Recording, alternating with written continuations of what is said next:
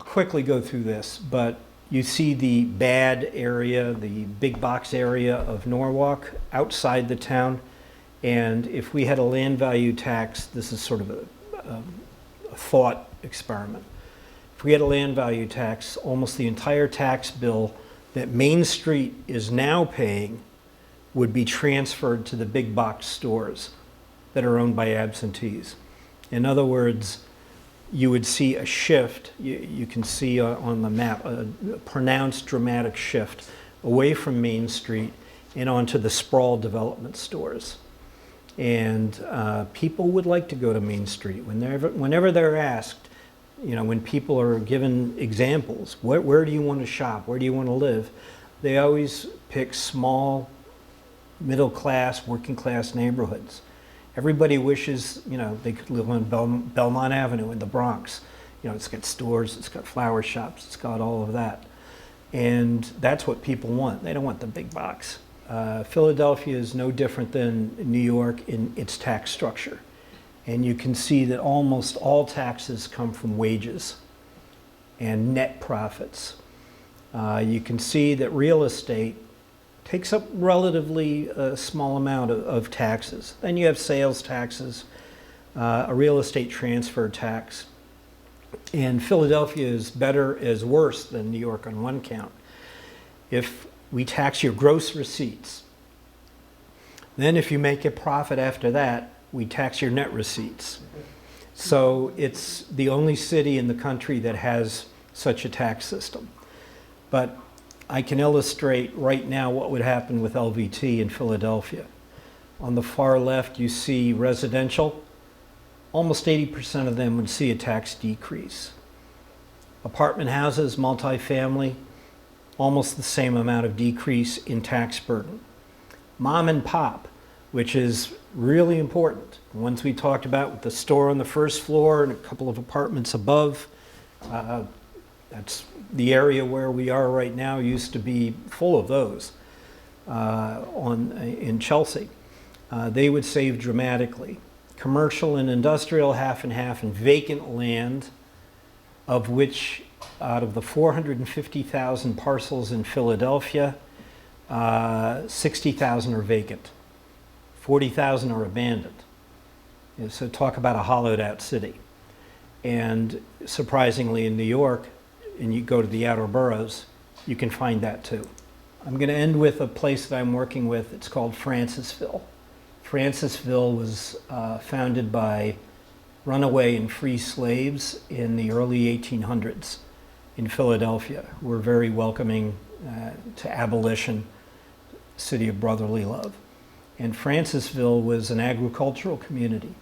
They still have grapevines in everybody's backyard.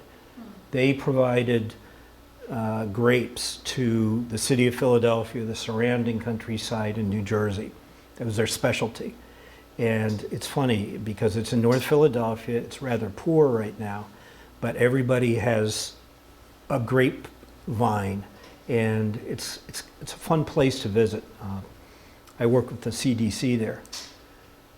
But the problem is that it's poor, and on the left-hand side you see where all the homeowners are, but blight has grabbed the east side of Francisville, and those are all absentee property owners. And absentee property owners, as we've discussed before, have a vested interest in letting buildings fall apart and go to pieces. So even though half of Francisville has homeowners, they're getting gypped. I guess that might not be the right word, but they're certainly getting beat down by the absentees, because every building that falls apart lowers their property value. They've been struggling for 200 years to keep a dignified, coherent, and unified community. And everybody's against them, it seems. So we think a land value tax would help them, and we did the numbers, and again you can see that absentee properties, which are orange colored, pay a lot. And the homeowners and the owner-occupied properties, they end up saving. The community saves itself. They want to almost declare independence from the city of Philadelphia and start their own community, like a community land trust, which is something that we're exploring. That in a nutshell is my intensive exposure to you of the land value tax. But there's so much more to do. Animations would be a really great idea, and we're working on that. We're starting. But are there any questions that I can help with, or? How can we get Mayor de Blasio to scrap this rezoning plan and implement the LVT? Well, you need community support. I think there's an answer, though, because I was thinking about it during the passage of time over the course. I believe that Mayor de Blasio has his heart in the right place, and he wants to do something now. And rezoning is going to do something very important, either good or bad. It's going to change land values. That's what rezoning will do, and it's going to increase land values. My fear is that the increase in land values will make the process of gentrification, especially in Upper Manhattan, move even faster. And even though the rezoning is meant to create denser, more compact building, it might be for very wealthy condo owners, because we also will be stuck. If you're stuck with the rezoning, you're still stuck with 421A, and those two together are going to be very dangerous for any community that's close. Now, I think upzoning in the Bronx would probably make more sense, because people that like to shop on West 57th Street still don't go to the Bronx. I used to live on Jerome Avenue a long time ago. So I think the answer is to have him think about the economics of it. And he is a liberal, of course, and liberals have started to think that government provides the only solutions instead of markets. And if he just combined the two, like Sweden, it could work out. But I think he needs input from the community. I'm just, I'm an advisor. I try to give out ideas, but without the engagement of the community to do something differently, if you do the same thing over and over again, they say you're nuts. That's what Albert Einstein said, and upzoning has been practiced since the end of World War II.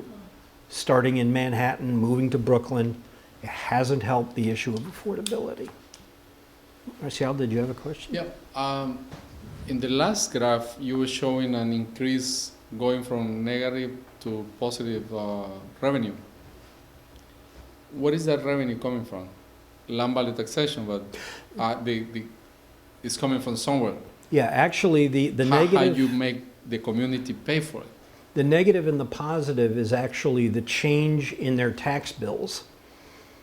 So if we went back to the chart, which we will later, you'll notice that what I'm showing is a snapshot of a land value tax. And the negative number is people saving money. The positive number is the people paying more. And it's a swap for the same amount of money in that community. And it turns out, and we're not surprised, that the people paying more, property owners paying more, are the absentees, because they're glomming on to half of a neighborhood. They're glomming on to the valuable commercial properties. They're waiting for the speculative wave to reach Francisville. So that's a revenue neutral switch, but the beneficiaries are all the owner occupiers, the longtime members of the neighborhood. And this is under the assumption that the gross production is the same. We can actually, that's like I said, it's a snapshot of right now. Okay. We'd have to do revenue-based forecasting, and I haven't brought that with me, because you have to then figure, if you remove the tax on buildings, how is that going to, in an area, increase land values? It won't decrease them, a land tax. it will increase the land values because you're doing just a small area and you're making it more inviting to capital. But you'd have to do future budgeting. So inviting to capital is provoking to increase productivity of well production. And with the land value tax, you're Yes. also rewarding past activity. To- Your grandfather bought that house in 1920. The family has kept it up all this time. You've been there for 75 years. All of that past effort is going to be a tax reduction. And it's meant to reward what happened in the past as well as what can happen in the future. And the last comment is, are you keeping the, how you call it, the neutral, the rates, are you just shifting or increasing or decreasing the rates, the tax rate?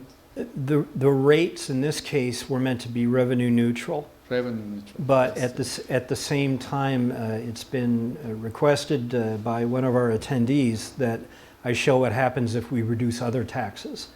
And we've actually done that study for the Philadelphia Tax Reform Commission in 2009. And that produced even better results for poor and working neighbors, simply because they pay too much in wage tax. And so we plugged in the numbers that said, what if we got rid of the local income tax and put it onto land value? And if we just did that, people would save overall. So overall tax reduction should be the mission. And relying on the economic rent of land should be, well, it is my mission, should be everybody's mission. Do you expect that the capital can fly away with this type of measures? From that town to the next town where there is no this type of... I think I think capital will come back. A lot of economists talk about centrifugal loss in cities. In other words, because it's such a bad place to be for a lot of reasons, but for the tax issue, you spin off all this labor and all this capital. It goes somewhere else. If you reverse that and make the city, the urban area, the hole where capital can go and labor, then it's going to come back. Labor, like capital, is like water. It goes to the level where it's most comfortable. And they say liquidity. But if you think about it, if you provide a basin for the water to go into, the capital and the labor, the only way you can do that is by eliminating taxes and depending on what's already there, the land. Yeah, Alan? You touched on this a little yesterday. I'd like to hear what you say about it a little more. The public school funding and the school districts, I don't know the details of how the property tax is collected by the city or the county and somehow gets to the school districts, but the correlation between better schools and higher property values, so that the poorer neighborhoods get worse education. Mm-hmm. How do we address that? Because that's a potential, what do you call it, snag for land value tax proponents if people bring up that, but that's going to be regressive to the poorer neighborhoods. So we have to have a good answer to that, I think, right? Well, research can prove regressivity or lack of progressivity more aptly for school districts. Now, correct me if I'm wrong, but the property tax is collected by the city and is dispersed to the New York City school system. And it's dispersed on a formula that I'm not familiar with. Also, New York City schools have some funding from Albany, some from the feds, but New York is pretty much responsible. But it's all put into the general fund for schools, and the city can make the decision to send more funding to Harlem or the Bronx or any other at-risk areas. And it's not doing it. Why that's the case, I can't say.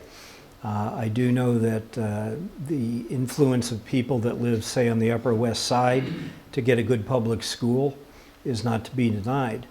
But there ought to be a communal pot, because as I think where you're headed, is that if you have a better school in a neighborhood, you're going to keep taxes out of the equation for a minute.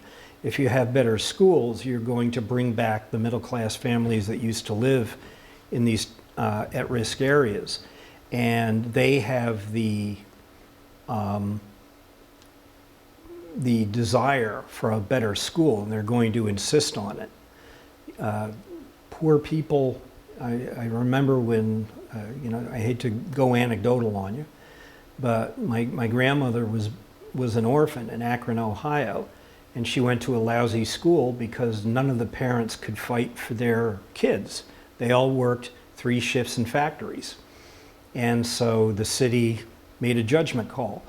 Do we mollify the poor people that never show up, or do we mollify the people that live in houses on the hill? And I think that anecdote plays over and over. That's why having a bunch of parents going to a school meeting can sometimes make a very huge difference. And if you have a few middle-class people with kids, they'll raise hell, and they'll raise enough hell to get on Channel 7 and New York 1 and get some attention paid. Yeah, Ron. I want to follow up on that question because I'm not quite sure it was answered. As I understand it, today the property tax is the main source of funding for schools. I'm not so sure that's, I mean, it's a prime source. Hmm? It's a major source, but it's not the major source. Income taxes, sales taxes, any city-generated tax goes into the pot. Okay, so okay, I don't know if it's not major, it's at least a significant. Certainly significant. Now, the question is, and I don't know, it's a fact, we have to find out. Does it then go into some pot and it's then redistributed, or because it seems to me like the wealthier areas, like in Long Island, have fantastic school systems, and the poor neighborhoods have miserable school systems. So obviously, it's if it was just a question, if it was going into a pot and coming back per capita, that's not happening. Well, no, in New York City, it does go into a pot. It's called the general fund. And every city operates like this. And then the Board of Education decides on a formula where the money goes. I don't know what that formula is. In other words, But that's the key. That's the key issue then, is that formula. In other words, when they redistribute it back, that's where the decision is made, is who's going to have good school systems and who's going to have inferior school systems. I don't know about that. Think about this. I think there are merits to what he's saying, because I've definitely heard it all the time. Well, they pay more property taxes where schools are concerned, but and the argument that I have had is, well, in essence, by me paying my rent, even though I may not own the building that I live in, someone is paying property taxes where I am, and it's coming out of my rent. So why should I not be entitled to a good school system, just the same as anyone else? You hit on something that most people don't understand, is that renters pay property taxes like everybody else. It's in your lease. You don't see it. But if your landlord's property tax goes up, your rent goes up. Full stop. I was actually going to travel back to your point about Long Island, because Long Island's not in New York City. And that's an important point. Now, an education fix that has worked is to have a overall statewide funding formula. Vermont has very rural and poor areas, and then it has the delightful areas. To equalize school funding, they got rid of the local property tax, pretty much, for schools in Vermont. If a district wants to vote higher taxes, they're allowed to bring in a certain amount. But school property taxes are collected at the state level, and they're redistributed on a formula based on need and income. So that's why Killingly, I don't know if you've heard of Killingly, it's a snow ski colony for the wealthy. They tried to secede from Vermont and join New Hampshire. But then New Hampshire started a statewide school property tax as well.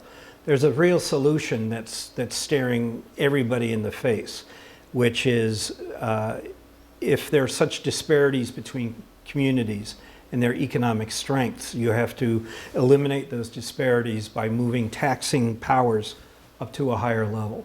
So let me just quickly just generalize this question into a very simple generic sense.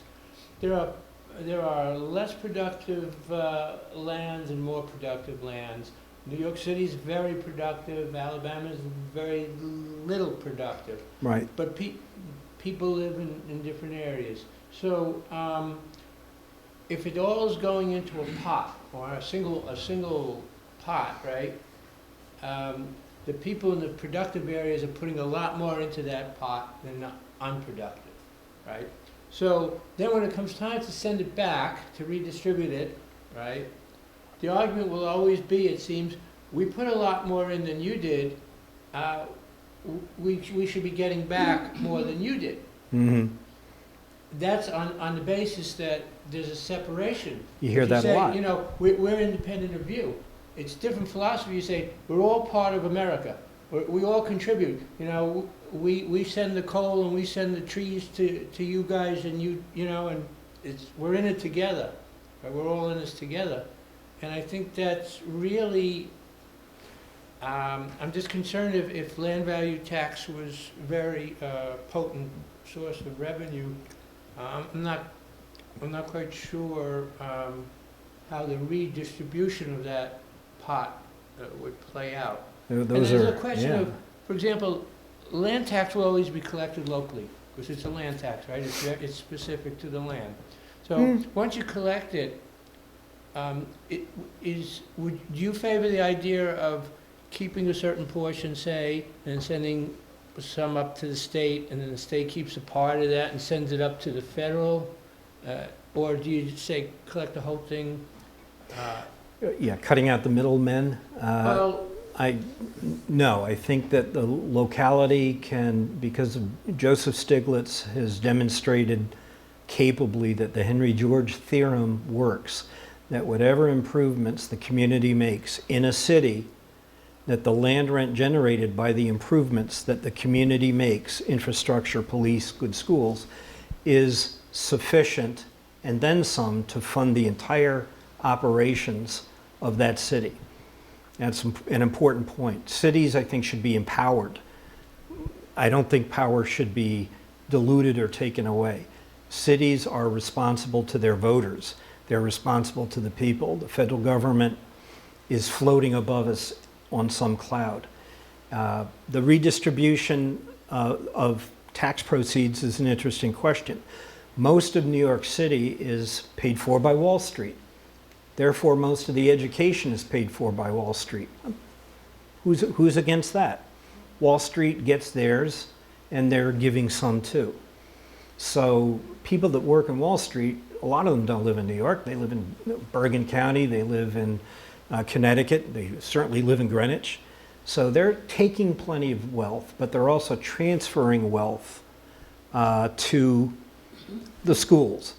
And the land values in Wall Street reflect how much wealth can be generated even in this technological era by being in an area where you can meet people that are like-minded. So I don't know how far up you can go, but every city should probably be in charge of its own education. Now the funding, I don't know, but in charge. Yeah.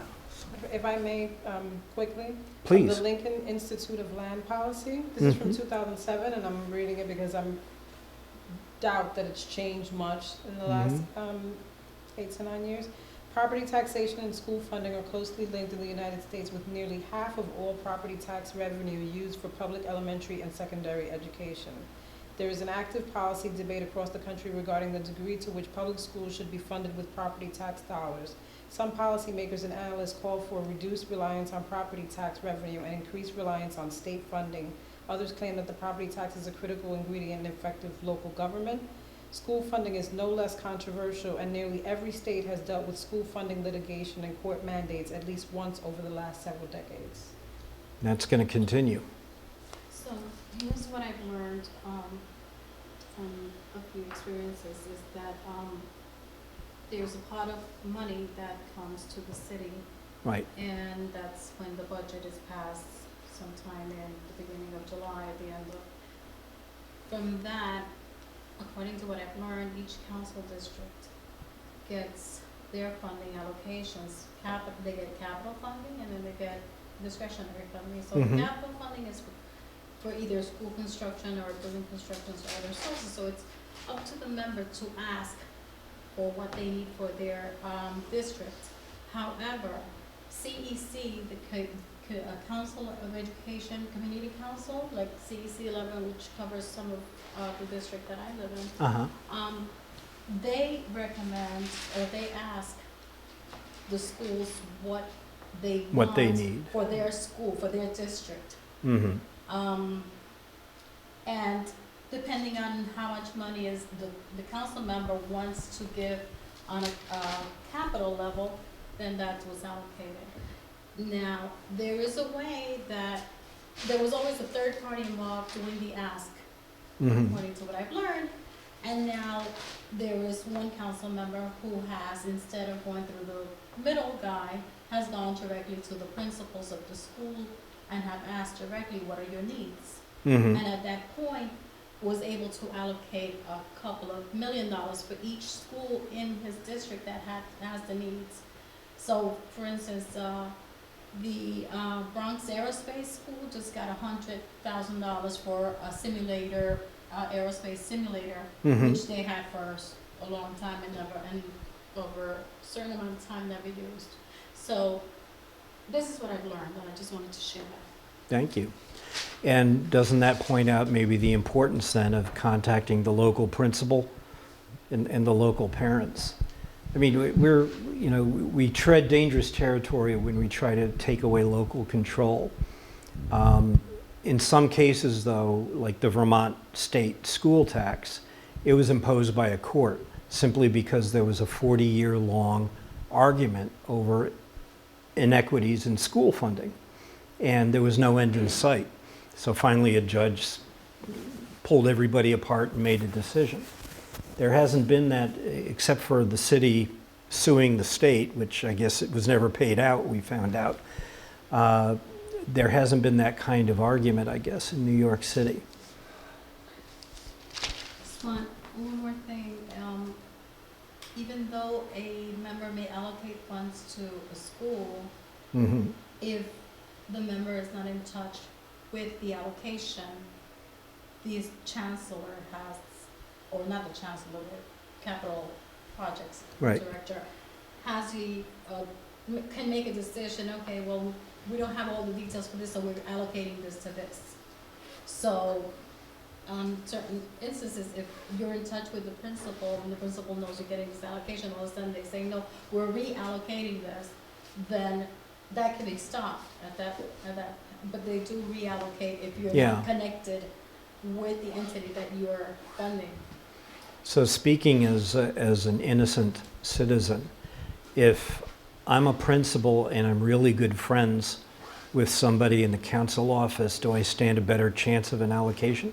Yes, you do, because you'll be able to call and say, what happened to the allocation that I'm getting? Yeah. It's been a certain amount of time and it's not here. So at that point, the person in charge of that office would make the call to the SC, what is it? This capital CE, improvement, yeah. and find out what is the status and when is it happening, so. So council essentially plays a referee's role. I'd say, well, Yes. okay, if that can work.